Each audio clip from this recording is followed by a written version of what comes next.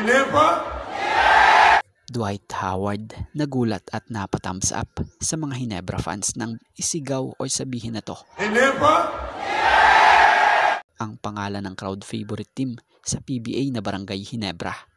At si Stand, grabe dinomina ang ilang mga bigatin ring pangalan sa PBA kung saan siya nga ang nangunguna sa BPC race this 48th season ng PBA Commissioner's Cup.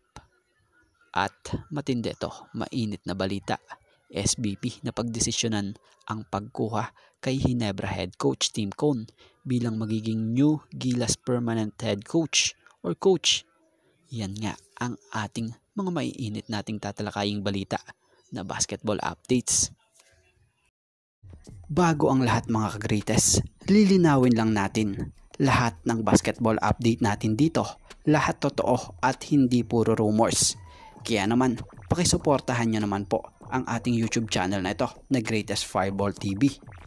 Please don't forget to like, comment, and share and subscribe para lagi kayong ma-update sa mga susunod pa nating legit basketball update. So patungkol nga muna dito kay Hinebra head coach Tim Cone, si Coach Tim nga ang napili ng SBP bilang maging permanent coach ng Gilas. So alam naman nating itong si Coach Tim ay isa sa pinakamahusay na coach sa PBA at napakarami na ring kampyonatong nabigay sa ilang teams. So si Coach Tim bukod sa pag-coach sa PBA, naging bahagi na rin siya ng national team noon pa at naging maganda nga yung mga kanyang nabigay na record sa national team. Nakapagbigay ng mga award and gold medalist coach pa nga po sa Asian Games at maging sa Southeast Asian Games. So inaasahan na sa magiging pagpasok ni Coach Tim Cone sa Gilas Pilipinas ang magiging bagong mukha ng Gilas Pilipinas National Team. Lalo pat alam ng nakararami na itong si Coach Tim Cone ay magaling pumili ng mga manlalaro. Ang maganda pa sa sistema nito, kayang makasabay talaga sa international stage. Kaya for sure, kaaabangan na ito. So patungkol naman dito kay Dwight Howard. So ngayon nga, sobrang mainit ang pangalan ni Dwight Howard dito sa Pilipinas, lalo't usapang basketball. Matatandang isa siya sa magiging miyembro ng SGA, Strong Group Athletic, ang team na dadalhin nga po or magdadala ng bandera ng Pilipinas na lalaro sa Dubai Tournament.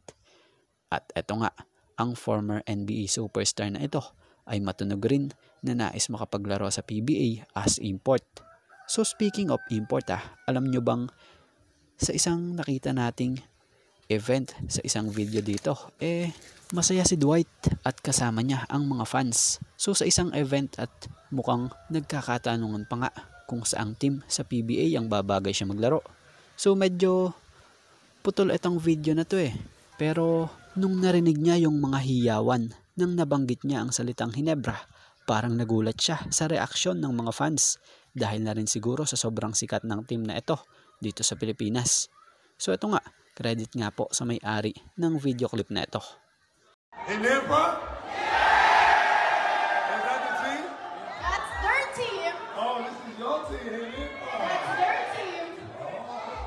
Guys, gusto niyo ba siya sa Hinebra? Okay. So bago tayo magpatuloy baka naman po pwedeng maka-request kahit isang subscribe lamang po. At kung makakabigat naman para sa inyo, kahit isang like na lamang po. Maraming salamat po. So about naman dito sa player bigman ng Hinebra na ngayon madadaig pa si Junmar Fajardo ng SMB. So matatandaan namang madalas nooy si Junmar Fajardo ang nangunguna sa mga BPSC race na yan. Pero ngayon nga ay ito namang bigman ng Hinebra na si Stand. Maswerte ang Hinebra sa bigman na ito dahil grabeng diskarte at sipag ang ginagawa nito sa team. Kaya naman ngayong elimination nagbunga ang sakripisyo niya kung saan pinangungunahan niya nga ngayon ang BPC race na gumawa siya ng 38.0 statistical points ngayong elimination at kasalukuyang nag-average ng 7.3 points per game, 9.6 rebounds per game at 5.3 assists per game. May kasama pa yung 1.2 steals per game. So, maninibago ang lahat dahil wala nga si The Kraken sa listahan ng BPC race dahil na nga rin ito sa naging injury ni Junmar nitong nakaraan. So, ngayon nga, pinangungunahan ni Stand ang BPC race na ito. Sa ilalim naman niya, nasa listahan pa itong sila CJ Perez, Arvin Tolentino, Calvin Oftana, Scotty Thompson, Maverick Ahan Misi, Gio Halalon, Mark Parroca, Chris Newsome, and Jason Perkins.